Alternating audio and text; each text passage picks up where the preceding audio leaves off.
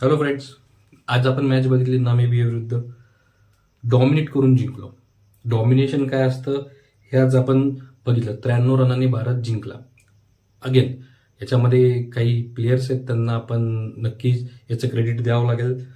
सुरुवात करूयात हार्दिक पांड्यापासून, कारण Hardik Pandya man of the match पण होता. हार्दिक पांड्याने ऑलराऊंड परफॉर्म केला, बॅटिंगमध्ये सुद्धा आणि बॉलिंगमध्ये सुद्धा. सुरुवात जर करायची झाली तर टॉसपासून करूयात. टॉस आपण हारलो. नामिबिया म्हटला बाबा तुम्ही बॅटिंग करायला आलो. आज अभिषेक शर्मा नव्हता. जसं आपल्याला सगळ्यांना माहिती होतं त्याची तब्येत ठीक नाही म्हणून अभिषेक शर्मा नव्हता.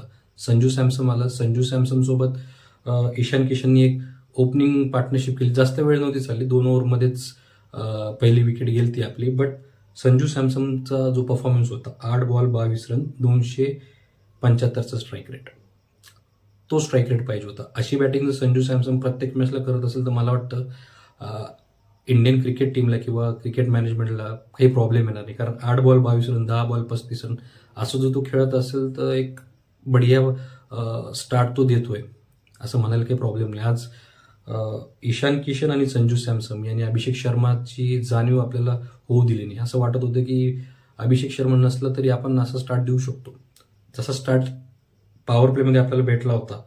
तर पॉवर प्ले आपण बघायला गेलो, 6 ओव्हरमध्ये 86 रन होते. आरामशीर आपण 250 ते 250 रन काढू शकत होतो, पण ते का नाही काढले त्याच्यावर बोलूयात.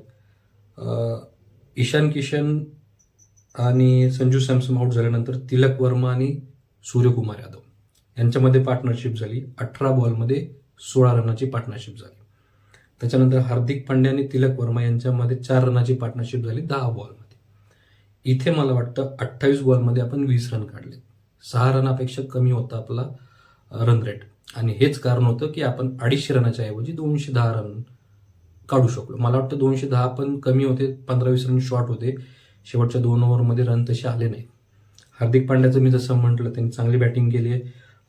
28 बॉलमध्ये 52 रन, 4 6 4 4, ऑलमोस्ट 185चा स्ट्राईक रेट. शिवम दुबेचा पण स्ट्राईक रेट 143चा होता. 16 बॉलमध्ये 23 रन काढले. 39 बॉलमध्ये 81 रनाची पार्टनरशिप केली या दोघांनी. त्याच्यामुळेच हा स्कोर मला वाटतं 210 पर्यंत जाऊ शकला. नाही तर जसं मी सांगितलं, सूर्यकुमार यादव आणि तिलक वर्मा या दोघांचा दिवस आज नव्हता. आणि मला पर्सनली हे हायलाईट करायचं की तिलक वर्माची बॅटिंग मागच्या मॅचमध्ये सुद्धा अशीच काहीशी होती. तो त्या फॉर्ममध्ये दिसत नाही जसं आपण त्याला IPL मध्ये किंवा इंटरनॅशनल क्रिकेटमध्ये बघतोय, तसा तो फॉर्ममध्ये दिसत नाहीये. आज पण त्यांनी रन किती काढले, 21 बॉलमध्ये 25 रन. सूर्यकुमार यादवचे 13 बॉलमध्ये 12 रन आहेत. हे मला वाटतं ठीक आहे, एक दिवस प्रत्येक दिवशी सूर्यभाऊ रन नाही काढणार, प्रत्येक दिवशी तिलक वर्मा रन नाही काढणार, पण तिलक वर्माचे दोन्ही मॅचमध्ये रन नाही आलेत. तर बघूयात पुढे काय होतं. रिंकू सिंग, जसं मी माझ्या व्हिडिओमध्ये म्हणलो होतो की रिंकू सिंग कन्सर्न आहे. रिंकू सिंगला बॅटिंग पुरेशी भेटलेली नाहीये. मागच्या मॅचमध्ये पण तो स्ट्रगल करत होता, या मॅचला पण त्यांनी स्ट्रगल केलंय. 6 बॉलमध्ये 1 रन, तेच होतं विजय म्हणलं ना, 15-20 रन शॉर्ट होते शेवटच्या 2 ओव्हरमध्ये. त्याचं हेच कारण आहे, 6 बॉलमध्ये 1 रन. अक्षर पटेल पहिल्याच बॉलला आउट झाला. त्यांच्याकडून बोलायचं झालं तर ग्रीहर्ड इरास्मस म्हणून जो त्यांचा बॉलर आहे, मला वाटतं कॅप्टन पण येतो, त्याला बघून मला केदार जाधवची आठवण झाली. केदार जाधव कसा अंडर कटर बॉल टाकायचा असं, तसंच तो बॉल टाकत होता. आणि आज बघायला गेलं तर त्यांनी व्हेरिएशन होते त्याच्याकडे. 4 ओव्हरमध्ये 20 रन देऊन त्यांनी 4 विकेटा घेतल्या. अंडर कटर बॉल टाकत होता, नॉर्मल ॲक्शननी बॉल टाकत होता, स्टम्पच्या खूप मागून बॉल टाकत होता. एक बॉल डेड बॉल पण दिला होता त्याला. मला माहित नाही तो डेड बॉल होता का नाही, बट असो, व्हेरिएशन होते त्याच्यामुळे तो पिक करणं थोडंसं अवघड जात होतं. आणि मला वाटतं तेच कारण होतं की तिलक वर्मा आणि सूर्यकुमार यादवला स्ट्रगल करावं लागलं. बट असो, 209 रन आपण काढले 9 विकेटावरती. 210 रनाचं टार्गेट त्यांना दिलं. नामिबिया बॅटिंग करायला आलं. ओपनिंग स्टँड त्यांचा चांगला होता, त्यांनी पण ऑलमोस्ट पॉवर प्लेमध्ये 57 रन काढले होते. एकच विकेट गेली होती मला वाटतं त्यांची. तर आज जसं मी म्हटलं 4 पॉईंट जे टिक करायला सांगितले होते त्याच्यामध्ये मला वाटतं सूर्याभाऊचा परफॉर्मन्स आला नाही, शर्माजी वर्माजी पण चालले नाही.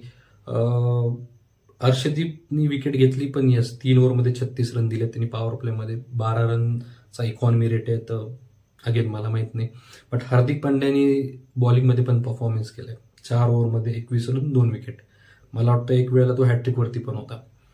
तर हार्दिक पांड्याचं मी जे सांगितलं, हार्दिक पांड्या ऑलराऊंडर, तो जर टिक झाला तर जसं आपण बघितलं स्वॅगमध्ये भाऊने परफॉर्म केलंय, बॅटिंगमध्ये सुद्धा बॉलिंगमध्ये सुद्धा. आणि 93 रनांनी आपण जिंकलोय. ते दाखवतं की आपण किती डॉमिनेट केलंय. बॉलिंगमध्ये बघायला जसं म्हटलं, 2 विकेट हार्दिक पांड्याच्या, हर्षदीपची 1 विकेट आहे, शिवम दुबेची 1 विकेट आहे, वरुण चक्रवर्तीच्या 3 विकेट आहेत आणि अक्षर पटेलच्या 2 विकेट आहेत. मला वाटतं वरुण चक्रवर्ती आणि अक्षर पटेल यांनी ज्या 5 विकेटांमध्ये मिडल ओव्हरमध्ये घेतल्या ना, तिथेच मला वाटतं गेम फिरला आणि नामिबियाच्या हातातून, म्हणजे नामिबियाच्या हातात ऑलरेडी नव्हताच तो 200 रन. पर्सनली मला वाटतं नामिबियासारख्या टीमसाठी हा खूप मोठा टास्क होता. आणि एक गोष्ट जी तुम्ही बघितली असेल किंवा ऑब्झर्व केली असेल, गॅरी कर्स्टन मला दिसला होता नामिबियाच्या डगआउटमध्ये. असो, तर 5 विकेट यांनी घेतल्या या 2 स्पिनरने आणि तिथंच गेम फिरला होता. जी गोष्ट मला चांगली वाटली ती होती जसप्रीत बुमराह. जसप्रीत बुमराहने 4 ओव्हरमध्ये 20 रन देऊन 1 विकेट घेतली. जो विकेट त्याला भेटला तो त्यांनी बोल्डवर घेतला आणि तो ॲक्युरेट यॉर्कर होता. तसाच एक यॉर्कर त्यांनी पॉवर प्लेमध्ये टाकला होता, मला वाटतं नो बॉल होता, फ्री हिटवरती. तो पण बोल्ड होता, बट अगेन फ्री हिट होता म्हणून विकेट भेटले नाही. ते जे 2 यॉर्कर होते ते बघून मनाला थोडी शांतता भेटली आणि आनंद भेटला की नाही, जसप्रीत बुमराह परत त्या लयमध्ये आलाय, तो फॉर्ममध्ये आलाय. कारण मागच्या काही मॅचेसपासून तसा यॉर्कर दिसला नव्हता. स्पीड पण आज बघायला गेलो तो स्पीड पण आज त्याची चांगली वाढलेली होती, 140 प्लस होती.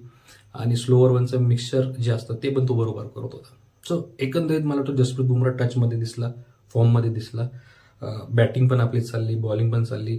कन्सर्न आहेत यस, मला वाटतं तिलक वर्मा, रिंकू सिंग यांचा फॉर्म तसा नाहीये. जसं मी आधी म्हटलो होतो की 1 बॅड डे जेव्हा बॅटिंगमध्ये येईल तेव्हा कोण आपल्याला मदत करेल. कारण सूर्यभाऊ प्रत्येक मॅचला चालणार नाही, ईशान किशन प्रत्येक मॅचला चालणार नाही, हार्दिक पांड्या सुद्धा प्रत्येक मॅचला चालणार नाही. कोणाला तरी साथ द्यावं लागेल त्या बॅड डेमध्ये, जेव्हा बॅटिंगमध्ये बॅड डे येईल तेव्हा म्हणतोय मी. देवाला प्रार्थना करतो की तसं होऊ नये, आपला प्रत्येक बॅट्समन चालावं आणि आपण फायनलमध्ये जावं आणि जिंकून जावं, ही प्रत्येक क्रिकेट फॅनची इच्छा आहे. बट समोरची टीम पण तर खेळायला आली ना, ते पण तर वर्ल्ड कप जिंकायला चालेल. तर बघूयात, चांगला क्रिकेटचा सामना झाला पाहिजे, एंटरटेनमेंट झालं पाहिजे, हेच महत्त्वाचं आहे. तुम्हाला काय वाटतं नक्की कळवा. भेटूत पुढच्या व्हिडिओमध्ये, तोपर्यंत काळजी घ्या.